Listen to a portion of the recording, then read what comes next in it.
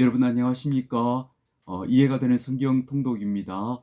이제 우리가 민수기 전반부를 읽어 나가고 있는데요. 민수기 전반부는 사람 이름과 명단이 많이 나와서 읽어 나가는데 작은 고비가 될 거라고 생각합니다.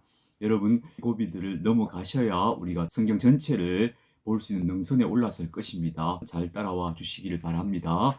민수기 4장 읽어보겠습니다. 또 여호와께서 모세와 아론에게 말씀하여 이르시되 레위 자손 중에서 고핫 자손을 그들의 종족과 조상의 가문에 따라 집계할지니 곧 30세 이상으로 50세까지 회막의 일을 하기 위하여 그 역사에 참가할 만한 모든 자를 계수하라. 고핫 자손이 회막 안의 지성물에 대하여 할 일은 이러하니라. 진영이 전진할 때에 아론과 그의 아들들이 들어가서 칸 막는 휘장을 걷어 증거궤를 덮고 그 위를 해달의 가죽으로 덮고 그 위에 순청색 보자기를 덮은 후에 그 채를 꿰고 진설병의 상에 청색 보자기를 펴고 대접들과 숟가락들과 주발들과 붓는 잔들을 그 위에 두고 또 항상 진설하는 떡을 그 위에 두고 홍색 보자기를 그 위에 펴고 그것을 해달의 가죽 덮개로 덮은 후에 그 채를 꿰고 청색 보자기를 취하여 등잔대와 등잔들과 불집게들과 불똥 그릇들과 그 쓰는 바 모든 기름 그릇을 덮고 등잔대와 그 모든 기구를 해달의 가죽 덮개 안에 넣어 매는 틀 위에 두고 금제단 위에 청색 보자기를 펴고 해달의 가죽 덮개로 덮고 그 채를 꿰고 성소에서 봉사하는 데 쓰는 모든 기구를 취하여 청색 보자기에 싸서 해달의 가죽 덮개로 덮어 매는 틀 위에 두고 제단에 재를 버리고 그 제단 위에 자색 보자기를 펴고 봉사하는 데 쓰는 모든 기구 곧 불옮기는 그릇들과 고기 갈고리들과 부삽들과 대야들과 제단의 모든 기구를 두고 해달의 가죽 덮개를 덮고 그 채를 깰 것이며 진영을 떠날 때 아론과 그의 아들들이 성소와 성소의 모든 기구 덮는 일을 마치거든 고핫 자손들이 와서 맬 것이니라. 그러나 성물은 만지지 말라. 그들이 죽으리라. 회막 물건 중에서 이것들은 고핫 자손이 맬 것이며 제사장 아론의 아들 엘르아살이 맡을 것은 등유와 태우는 향과 항상 드리는 소제물과 관유이며 또 장막 전체와 그 중에 있는 모든 것과 성소와 그 모든 기구니라. 여호와께서 또 모세와 아론에게 말씀하여 이르시되 너희는 고핫 족속의 지파를 레위인 중에서 끊어지게 하지 말지니 그들이 지성물에 접근할 때에 그들의 생명을 보존하고 죽지 않게 하기 위하여 이같이 하라. 아론과 그의 아들들이 들어가서 각 사람에게 그가 할 일과 그가 맬 것을 지휘하게 할지니라. 그들은 잠시라도 들어가서 성소를 보지 말라. 그들이 죽으리라. 여기까지가 고핫 자손들의 임무에 대한 규정들입니다. 고핫 자손들은요, 성막 안에 있는 기구들을 옮기는 역할을 맡은 사람들이에요. 옮기고 설치하는 역할. 성막 안의 기구라 하면 언약궤부터 시작해서 등잔대, 분향하는 분향단, 그리고 진설하는 진설병, 또 바깥에는 재물을 태우는 제단이 있죠. 이런 것들을 다 직접 메고 옮기는 사람들, 그들이 바로 고핫 자손들입니다. 여호와께서도 모세에게 말씀하여 이르시되 게르손 자손도 그 조상의 가문과 종족에 따라 계수하되 30세 이상으로 50세까지 회막에서 복무하고 봉사할 모든 자를 계수하라. 게르손 자손의 종족의 할 일과 맬 것은 이러하니 곧 그들이 성막의 휘장들과 회막과 그 덮개와 그 위에의 해달의 가죽 덮개와 회막 휘장문을 매며 뜰의 휘장과 성막과 제단 사방에 있는 뜰의 휘장문과 그 줄들과 그것에 사용하는 모든 기구를 매며 이 모든 것을 이렇게 맡아 처리할 것이라. 게르손 자손은 그들의 모든 일 곧 맬 것과 처리할 것을 아론과 그의 아들들의 명령대로 할 것이니 너희는 그들이 맬 짐을 그들에게 맡길 것이니라. 게르손 자손의 종족들이 회막에서 할 일은 이러하며 그들의 직무는 제사장 아론의 아들 이다말이 감독할지니라.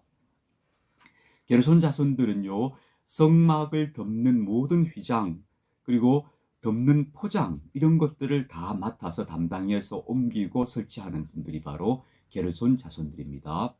너는 무라리 자손도 그 조상의 가문과 종족에 따라 계수하되 30세부터 50세까지 회막에서 복무하고 봉사할 모든 자를 계수하라.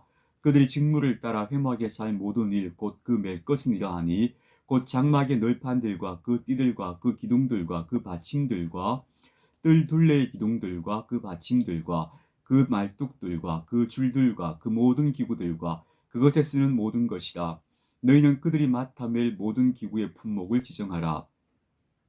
이는 제사장 아론의 아들 이다말의 수하에 있을 무라리 자손의 종족들이 그 모든 직무대로 회막에서 행할 일이니라.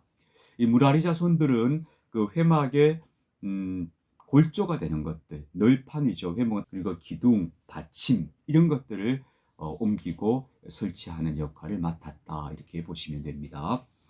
모세와 아론과 회중의 지도자들이 고앗 자손들을 그 종족과 가문의 조상에 따라 계수하니 30세부터 50세까지 회막에서 복무하고 봉사할 모든 자, 곧 그 종족대로 계수된 자가 2750명이니 이는 모세와 아론이 여호와께서 모세에게 명령하신 대로 회막에서 종사하는 고앗인의 모든 종족 중 계수된 자이니라.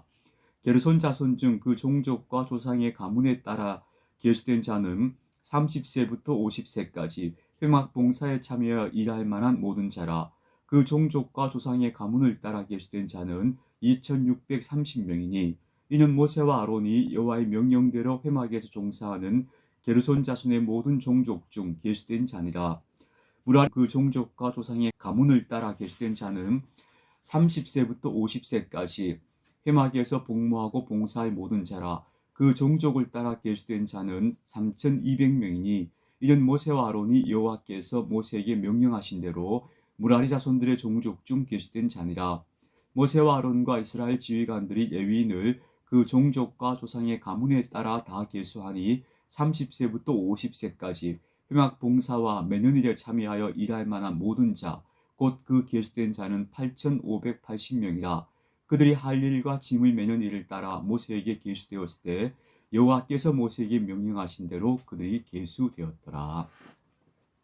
민수기 5장입니다.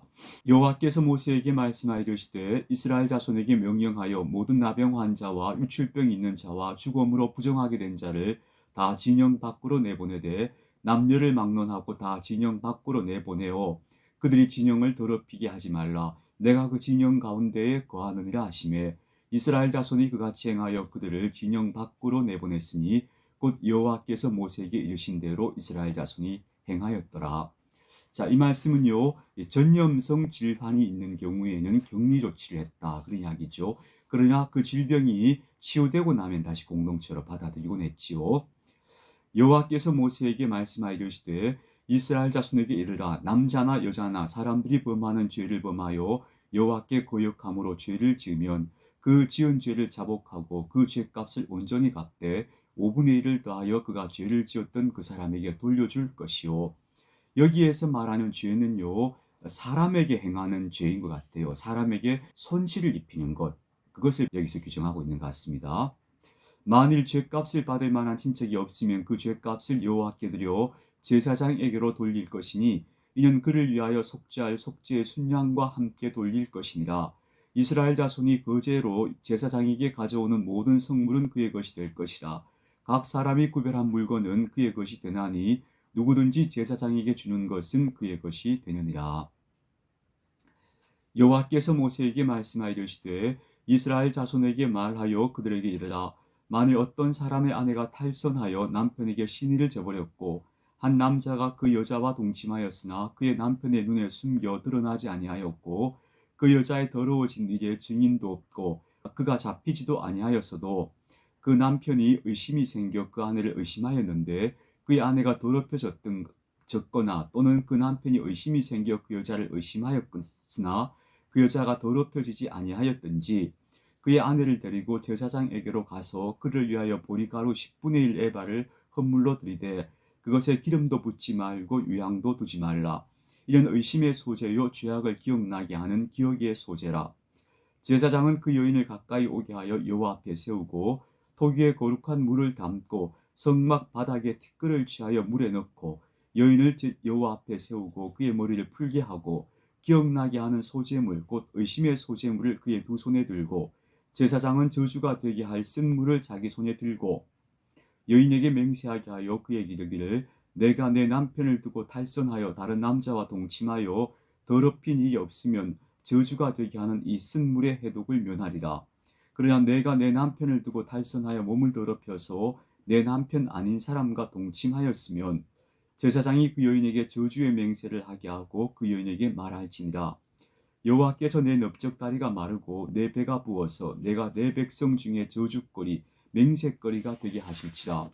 이 저주가 되게 하는 물이 내 창자에 들어가서 내 배를 붓게 하고 내 넓적다리를 마르게 하리라 할 것이요. 여인은 아멘 아멘 할지니라.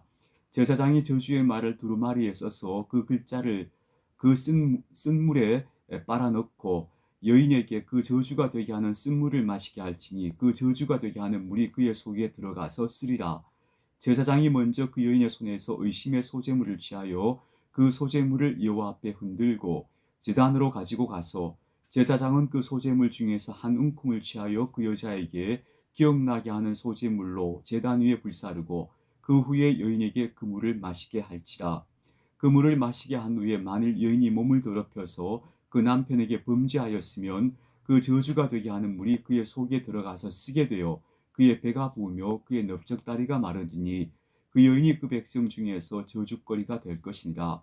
그러나 여인이 더럽힌 이 없고 정결하면 해를 받지 않고 임신하리라. 이는 의심의 법이니 아내가 그의 남편을 두고 탈선하여 더럽힌 때나 또는 그 남편이 의심이 생겨 자기의 아내를 의심할 때에 여인을 여호와 앞에 두고 제사장이 이 법대로 행할 것이라. 남편은 무죄할 것이요 여인은 죄가 있으면 당하리라. 자, 이 말씀은 현대인의 관점에서 봤을 때는 이해가 안 되는 말씀으로 보입니다. 첫째는 지나치게 남성 중심이다라는 느낌이 있죠. 여성을 의심했다는 것만으로도 여성을 하나님 앞에 세워서 그 죄악의 가부를 가려야 하는 것. 그렇다면 남성은 그 대상이 되지 않는가라고 하는 반문도 있을 수 있겠죠. 그러나 여러분, 성경이 쓰여졌던 고대의 문화, 그 당시의 상황들을 우리가 존중하면서 읽어야 합니다.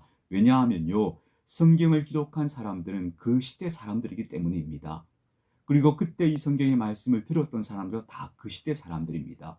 그러니까 그 시대 사람들의 정서와 문화를 고려하며 읽어야 한다는 것을 말씀드리고 싶고요. 그리고 저는 이 말씀을 읽으면서 해석하게 됩니다. 전체를 보면 우리 하나님은 자비와 긍휼이 많은 하나님이신데 남편으로부터 근거 없는 의심을 받는 여인들에게 그 의심을 풀 수 있는 방법을 제시해 주셨다. 저는 그런 해석을 해보는 편입니다. 여기서 이제 성전 티끌을 끌어다가 물에 타고 또 저주의 글을 그 물에 이제 빨아서 그 물을 마시라는 거 아닙니까? 그러면 정말 이 여인이 간음을 했다면 그 물이 들어가서 이 여인을 병들게 할 것이고 이 여인이 죄가 없다면 그 물이 그 여인을 상하게 하지 않을 것이다. 이런 말씀이잖아요. 저는 이것이 일종의 플라시보 효과가 아니었나 생각이 돼요. 플라시보라는 게 실제로 약효가 없는 약인데도 그걸 먹었을 때 약효가 있다고 믿는 사람에게 약효가 나타난다는 거 아닙니까? 만약에 정말로 간음한 죄를 지었다는 이 여인은 두려운 마음으로 그 물을 먹고 몸에 이상이 생길 수도 있었을 것이고 전혀 근거가 없음에도 불구하고 의심받고 있었던 여인이라면 오히려 이것이 의심을 풀 수 있는 좋은 기회가 될 수도 있었을 것이다. 그렇게 봅니다. 남성 중심의 사회였고 여성들을 함부로 대하고 그리고 여성들을 자신의 편의에 따라서 취하기도 하고 버리기도 하던 그런 시대에서 여성의 의심을 풀어주기 위해서 제정된 규범으로 보신다면 저는 성경 전체가 가지고 있는 분위기와 이 해석이 가장 어울리지 않을까 그렇게 생각해 봅니다. 민수기 6장입니다. 여호와께서 모세에게 말씀하여 이르시되 이스라엘 자손에게 전하여 그들에게 이르라. 남자나 여자가 특별한 서원 곧 나시린의 서원을 하고 자기 몸을 구별하여 여호와께 드리려고 하면 이 나시린이라고 하는 것은요 분리시킨다 거룩하게 한다 그런 뜻이에요. 일정한 기간 동안 자기 자신을 하나님께 헌신하겠습니다 라고 하거나 어떤 경우에는 평생을 그렇게 하는 경우도 있어요. 그렇게 하나님께 자기를 헌신하기로 한 사람들이에요. 물론 레위 지파는 아니었겠죠. 레위 지파는 태어날 때부터 하나님께 헌신된 사람들이었다면 이 사람들은 다른 지파 사람들이지만 내가 뜻을 품고 하나님을 섬기고 하나님 뜻을 행하는 일에 나의 시간과 삶을 드리겠습니다 하는 사람들이었던 거죠. 대표적인 나시린이 바로 삼손이었죠. 그리고 사무엘 같은 사람도 나시린이었다고 봐야 해요. 삼손은 단 지파였고 사무엘은 에브라임 지파였죠. 포도주나 독주를 멀리하며 포도주로 된 초나 독주로 된 초를 마시지 말며 포도즙도 마시지 말며 생포도나 건포도도 먹지 말지니 자기 몸을 구별하는 모든 날 동안에는 포도나무 솟아난 씨나 껍질이라도 먹지 말지며 그 서원을 하고 구별하는 모든 날 동안은 삭도를 절대로 그의 머리에 대지 말 것이다.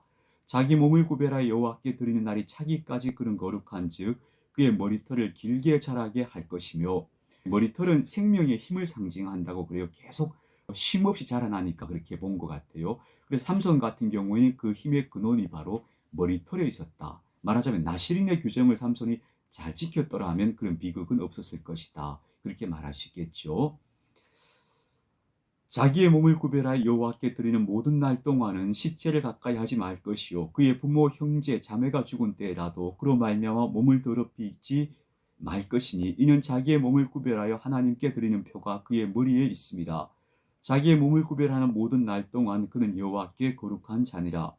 누가 갑자기 그 곁에서 죽어서 스스로 구별한 자의 머리를 더럽히면 그의 몸을 정결하게 하는 날에 머리를 밀 것이니 곧 일곱째 날에 밀 것이요 여덟째 날에 산 비둘기 2마리나 집 비둘기 새끼 2마리를 가지고 회막문에 와서 제사장에게 줄 것이요 제사장은 그 하나를 속죄 제물로 하나를 번제물로 드려서 그의 시체로 말미암아 얻은 죄를 속하고 또 그는 그날에 그의 머리를 성결하게 할 것이며 자기 몸을 구별하여 여호와께 드릴 날을 새로 정하고 1년 된 순양을 가져다가 속건 제물로 드릴지니라.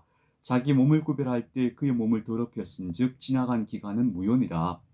나시린의 법은 이러하니라. 자기의 몸을 구별한 날이 차며 그 사람을 회막문으로 데리고 갈 것이요 그는 여호와께 헌물을 드리되 번제물로 1년 된 흠없는 순양 1마리와 속죄 제물로 1년 된 흠없는 어린 암양 1마리와 화목 제물로 흠없는 순양 1마리와 무교병 1광주리와 고운 가루에 기름 섞은 과자들과 기름 바른 무교 전병들과 그 소제물과 전제물을 드릴 것이요 제사장은 그것을 여호와 앞에 가져다가 속죄제와 번제를 드리고 화목제물로 순양의 무교병 1광주리를 아울러 여호와께 드리고 그 소제와 전제를 드릴 것이요 자기의 몸을 구별한 나실은 회막문에서 자기의 머리털을 밀고 그것을 화목제물 밑에 있는 불에 둘지며 자기의 몸을 구별한 나실인이 그의 머리털을 민 후에 제사장이 삶은 순양의 어깨와 광주리 가운데 무교병 하나와 무교전병 하나를 취하여 나시린의 2손에 들고 여호와 앞에 요제로 흔들 것이며 그것과 흔든 가슴과 받들어 올린 넓적다리는 선물이라 다 여호와에게 돌릴 것이니라.